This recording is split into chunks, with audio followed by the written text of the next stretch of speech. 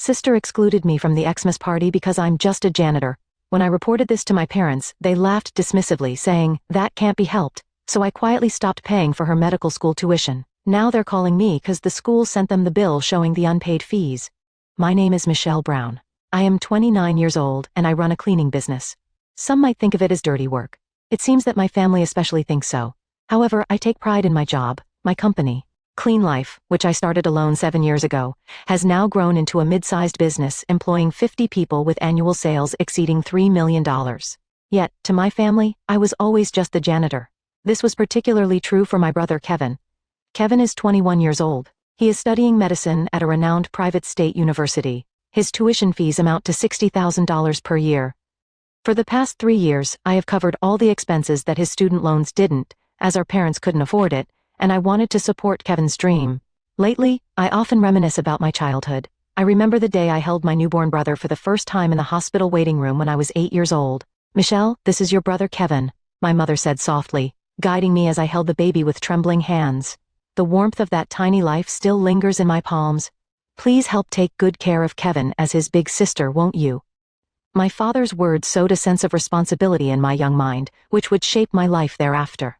Our parents both worked, my father in a local small factory, and my mother part-time in a grocery shop. Although not wealthy, they worked tirelessly to prevent us siblings from experiencing hardship.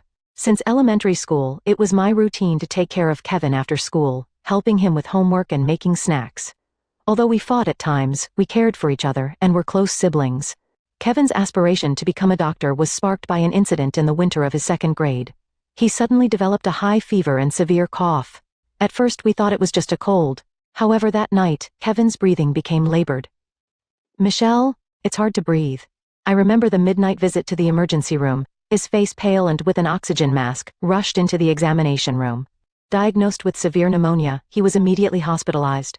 With our parents unable to take time off work, I, then a high school student, skipped school to care for him. "Don't worry, I'm here with you," I reassured Kevin as he lay crying with an IV drip. We stayed in a 4-person room. Kevin, weak under his oxygen mask, lay by the window. As his fever spiked at night and he tossed in his sleep, I would come after school, and sometimes stay overnight to change his ice pillow and wipe his sweat. "This girl really takes good care of her brother," I heard an elderly lady in the same room tell a nurse. 3 days into his hospitalization, Dr. Anderson came for a round. A kindly middle-aged doctor with a gentle smile, he reassured us, "You're doing well, you'll get better soon." Kevin nodded weakly. "The doctor is kind yet seems so reliable," Kevin murmured. A week into his stay, a little girl in the same room had a seizure at night. Dr. Anderson rushed in and skillfully handled the situation with Kevin watching intently. "Amazing," he whispered in pure admiration. On the day of his discharge, Kevin thanked Dr. Anderson. "Dr. Anderson, I want to be a doctor like you in the future," he declared. Dr. Anderson smiled kindly. "Well then, you'd have to study hard, and remember to always be kind," he advised. "Yes, I'll do my best while learning from my sister," Kevin responded. As we left the hospital, Kevin looked back at the ward. "Michelle, I promise. I will become a doctor and help those in need," he said, his eyes shining like never before. That experience was what sparked Kevin's dream of becoming a doctor. Afterwards, I started working part-time in cleaning to help with household expenses, and to contribute even a little towards my own tuition. Initially, I thought it was an embarrassing job. However, I soon realized that cleaning requires invisible effort and definite skills. My first job was at a small local clinic. Early in the morning, I polished the waiting room floor, wiped the windows, and cleaned the toilets. The clinic director once told me, "Thanks to you, Miss Brown, our patients can receive their treatments in comfort." Those words profoundly changed my perspective on cleaning. "The place looks like it's brand new after you clean it up, Michelle," a customer once told me, a compliment I still cherish to this day. After graduating high school, I joined a major building maintenance company. Cleaning supports people's lives. I was drawn to this job believing this. While working on site, I learned the techniques and know-how of cleaning and management. In my 2nd year with the company, I was entrusted with cleaning a large commercial facility, a crucial job overseeing more than 100 staff members. The cleaning work was relentless, from early morning at 4 a.m., before the store opened to late at night after it closed. Sometimes I had to manage both the late night and early morning shifts. Occasionally, I also had to work many hours of overtime to cover for staff who suddenly took leave. Those were incredibly busy days, but the experience became a valuable asset to me. Our cleaning staff included a diverse range of individuals from elderly workers to housewives, each with their own circumstances. Elderly staff members, despite their excellent cleaning skills, often had to quit because their bodies could no longer keep up. In the break room, I heard part-time housewives with young children struggling to adjust their shifts. It was around this time that I began to think about starting my own business. I wanted to create a better working environment for the staff. I wanted to support people's lives through cleaning. That was my motivation. Michelle, you are really suited for this job. You work diligently and notice even the smallest details. Encouraged by an older colleague's words, I began studying management. During breaks, I read articles for entrepreneurs, and on weekends, I attended management seminars. Gradually, my dream of starting my own business took on a concrete shape. Meanwhile, Kevin, who had reached middle school, was fiercely pursuing his goal of becoming a doctor. He was always at the top of his class at school. His desk was perpetually stacked with textbooks and workbooks. However, our family finances were tight, and we couldn't afford to send him to tutoring. Kevin's dedicated himself to his studies desperately. He arrived at school earlier than anyone else, and after classes, he stayed behind in the library to study. On weekends, he was at the state library from the moment it opened. "Kevin, you're working so hard every day. You'll surely become a wonderful doctor." My mother's words were filled with both pride and a tinge of sadness. I was just as desperate during his high school entrance exams. The high school Kevin wanted to attend had a slightly higher academic standard, but I didn't want him to give up. "Don't worry, I'll support you with all I've got," I told him, buying him reference books with my own salary. I also secretly bought him snacks when he seemed tired. On the eve of the exam, I stayed up late with him, calming his nerves. "Michelle, what if things don't go well tomorrow?" "Don't worry, you've done enough, Kevin." The joy of finding his examination number on the pass list on announcement day is still vivid in my memory. Kevin hugged me crying. "It's all thanks to you, Michelle. Thank you so much."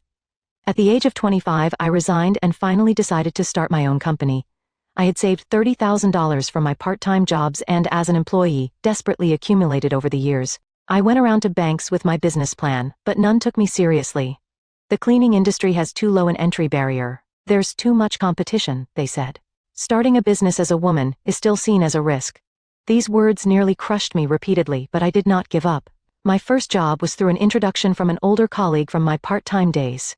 It was routine cleaning at an elementary school where her friend worked. The salary was low, but this was the start of my company. "Miss Brown, you clean so meticulously. We're grateful to have you here." The vice principal's words led to the next job. It was office cleaning for a company owned by the PTA president. I worked alone from early morning till late at night. During the day, I was on site. At night, I handled accounting and sales. There was no time to rest, but every day was fulfilling. One late night while cleaning an office, a young employee who was working overtime approached me. "Miss Brown, it must be tough working so late every day." "No, I'm happy to be of help to someone." That conversation led him to introduce me to clean his company's office. Gradually, I began to receive more jobs and became busier. I was able to hire a few employees, and the company was doing well. Then one day, a fateful call came. "Michelle, I got into medical school." Kevin's excited voice came through the phone. His dream had finally come true. "Kevin, I'm coming right away." After receiving the call, I couldn't stay put. I rushed to the university during a break at work. The moment we found his name among the accepted students, we hugged and rejoiced together. However, our parents' expressions were complex. "Medical school tuition is over $50,000 a year." My mother's voice trembled. "We can't afford that. I'll pay for it," I blurted out without thinking. The company was doing well, but sourcing such a significant amount every year was not easy. "Michelle, that's too much for you," my father said, concern etched on his face. "It's okay. I want to do everything I can for Kevin's dream." Overwhelmed with gratitude, Kevin burst into tears. "Michelle, I will definitely repay your kindness." Inspired by his words, I worked even harder. Every day I went out to secure new contracts, striving to minimize labor costs by working on site myself. Seeing my relentless work, one of my employees approached me. "You're pushing yourself too hard. Let us help with what we can." I took his words to heart and began delegating more tasks gradually. The company steadily grew, and the number of employees increased. However, in exchange, I drastically cut back on my personal life. I refrained from buying new clothes and worked even on holidays. Yet, whenever I saw Kevin striving in medical school, all my fatigue seemed to vanish. However, Kevin's acceptance into medical school gradually changed our parents. The first sign of change was at a family memorial service. "Our Kevin has been accepted into medical school," my mother proudly told each relative. With each telling, she received praises like impressive and how commendable, and her face lit up with pride. When an aunt asked, "Is Michelle still in the cleaning business?" my mother's face clouded over slightly, and she answered vaguely, "Well, yes. My father also changed. He began to bring up Kevin at his weekly chest gatherings. My son says he's going to be a neurosurgeon. Ah, your son is really something else. The accolades from his peers seemed to inflate his ego gradually. One evening during dinner, while I was discussing a new contract at work, my father interjected. Michelle, how long do you plan to keep doing that kind of job? My mother chimed in. Right. Kevin's classmate might introduce him to a medical office job. It's much better than cleaning. My heart froze at my mother's dismissive reference to my job as just cleaning. As Kevin's performance in medical school became known for its excellence, our parents' attitudes escalated further. They began to boast to our neighbors, and at the hospital during his internships. Our son is so well regarded by the doctors, he might stay on at the university hospital. My mother's voice would rise with each story. During the end-of-year cleaning, as I tried to teach some professional cleaning tips, my mother looked at me with a hesitant expression. Michelle, it seems this kind of job suits you. My father even began planning his retirement, banking on Kevin's future success. Once Kevin becomes a doctor, we won't have to worry about our old age. Working at a big hospital, he'll easily make over $200,000 a year. He speculated. Conversations at home gradually revolved solely around Kevin. I felt as if my existence was fading into the background. At family gatherings, my mother started avoiding topics about my work. Michelle is. Well, she's managing, she would say quickly, followed by, but Kevin. One day at a neighborhood Christmas party, a decisive moment came. Your son is in medical school? That's really impressive, a neighbor commented. My mother responded proudly. Yes, perhaps it's a result of our upbringing. We've inspired him to pursue a dream in healthcare. I was shocked by her expression at that moment. It seemed my daily efforts to pay his tuition had been erased from my parents' memory. My decision to leave home stemmed from these experiences. Keeping a reasonable distance, I managed to maintain a relationship with my family. However, a significant event soon shattered our family dynamic. It began in the autumn of Kevin's senior year in medical school. Kevin started dating a fellow medical student, Tiffany. They met during an internship at the university hospital. She was talented and beloved by everyone. Kevin was instantly smitten. Tiffany is the only daughter of a family that runs one of the top general hospitals in New York. Kevin's voice over the phone held a note of pride. It turned out her father was the director of a general hospital. That's amazing, but I'd like to know more about her. Can you introduce me sometime? Yeah, sure, but it's exam period now, so maybe later. This exchange was repeated many times. Even after a year of dating, I had yet to meet Tiffany. At first, I didn't mind. Medical school is busy, and I was busy with work too, but a sense of discomfort lingered. One day on my way home from work, I accidentally saw Kevin and Tiffany in front of a high-end restaurant chatting happily. Just as I was about to call out to them, I saw Kevin's expression darken. He hurriedly ushered Tiffany inside the restaurant, pretending not to notice me. At that moment, I couldn't understand why my brother was avoiding me. Then, that call came. Michelle, about this year's Christmas party. My mother's voice carried an unusual weight. Maybe it's better if you don't come this year. I was taken aback for a moment, doubting what I just heard. Our family's Christmas party was a never-interrupted tradition, one I had always attended no matter how busy I was, even when I started my company or during delicate times in our family relationships. Since my childhood, this party has been a cherished memory filled with my mother's homemade cakes, my father dressed as Santa Claus, and exchanging handmade gifts with Kevin. It was a precious time to affirm our family bonds. What do you mean? Well, Kevin is bringing Tiffany, and her parents will be coming too. My mother's words were hesitant, as if hiding something. That moment brought back memories of the past. The night I stayed up caring for Kevin when he had a fever in elementary school, and the days I encouraged him during his middle school entrance exams. Those memories now felt like a distant past. The truth came directly from Tiffany herself. In fact, I had already met her a few months back. It was a fateful encounter on the day of a cleaning service bid at the General Hospital. After finishing a presentation with other contractors, I was checking documents for the next project in the hallway, when a hurried woman nearly bumped into me. "Oh, I'm sorry," said the young woman in a lab coat, apologizing deeply. While thinking she looked familiar, I glanced at her name tag. It read, Tiffany Owen. Realizing she was Kevin's girlfriend, I couldn't help but speak up. "Are you Kevin's?" She looked surprised. "Yes, but I'm Michelle, Kevin's sister." Tiffany appeared momentarily perplexed, but quickly smiled warmly. "Oh, I've heard a lot about you from Kevin, but he never showed me a photo." Our conversation naturally flowed, and before I knew it, we were deeply engaged in discussion. Tiffany was an intelligent and kind woman. I could see why Kevin was smitten. "Could we keep this between us?" Tiffany suggested. "I think it would surprise him. He would be surprised when we reveal to him we've become good friends." I thought it sounded fun and agreed to keep our meeting a secret. However, looking back, perhaps Tiffany wanted to keep it secret out of consideration for me. We occasionally met for coffee after that. Then, the day after my mother called about the Christmas party, Tiffany contacted me. "Michelle, there's something I need to talk to you about." Her voice trembling. We met at our usual cafe, her eyes red as if she had been crying. "Michelle, I can't stand it anymore," she said, her voice shaking. "About the Christmas party. Maybe I shouldn't say this, but I think you have the right to know." Tiffany took a deep breath and began to speak. She had accidentally overheard a conversation between Kevin and my mother. She heard them saying, "Tiffany's family shouldn't find out that his sister is a janitor." That phrase struck me like a sharp blade.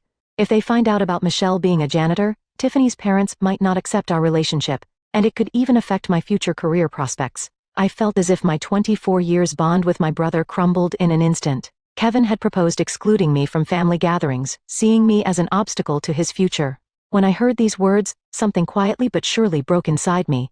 More shocking was my parents' reaction. "Don't worry, Michelle will understand, considering your future. The world of medicine is really special." They seemed to sympathize with Kevin's reasoning, as if my feelings as a daughter were less important than maintaining a social facade for my brother. Since childhood, I had lived with the phrase, "because you're the big sister," and sacrificing for my brother had seemed natural. But now that natural felt profoundly unstable. Tiffany continued, "Actually, I've kept it a secret from Kevin for a long time, but my mother has been a janitor at a hospital for over 20 years. She met my father there and they married, but she continued to work even after a marriage. She worked with pride." Tears welled up in her eyes as she spoke. "My mother always said, cleaning is an important job that protects people's lives." Deep gratitude for her mother shone in Tiffany's eyes. I pretended I didn't hear their conversation, and said at the Christmas party, "I'd like to meet your sister." Then Kevin. "He called the cleaning job embarrassing, and referred to you as just a janitor." Tiffany's tears spilled over as she spoke. "I can't believe them anymore. They're people who think of my mother's job in such a way," Tiffany said as she looked down trembling. That night, I stayed late at the office, lost in thought in front of my computer.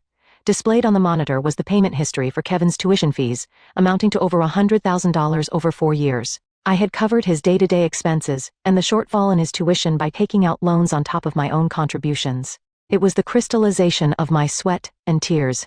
The nightscape visible from the office window seemed lonelier than usual. A janitor's sister. The phrase echoed in my mind like a haunting refrain. I am proud of my job. I support people's lives and maintain the environment. It is by no means a job to be ashamed of. Days of sleeplessness filled with anger came, followed with sadness. The next day, I received a brief message from Tiffany. "I've decided to break up with Kevin. I cannot be with someone who dismisses my mother's life like that. Michelle, thank you for everything." Perhaps deep down, I had sensed this outcome, but I hadn't expected it to come so soon. That night, I made a difficult decision. I stopped paying Kevin's tuition fees. A few days later, a notice of unpaid tuition arrived at the university for Kevin. Confused and angry calls came from both my parents and Kevin. "What is this? Didn't you promise to pay for the tuition fees?" My mother's voice was frantic. "Michelle, what happened? Kevin's future depends on this." My mother cried and my father yelled at me, but my resolve was firm.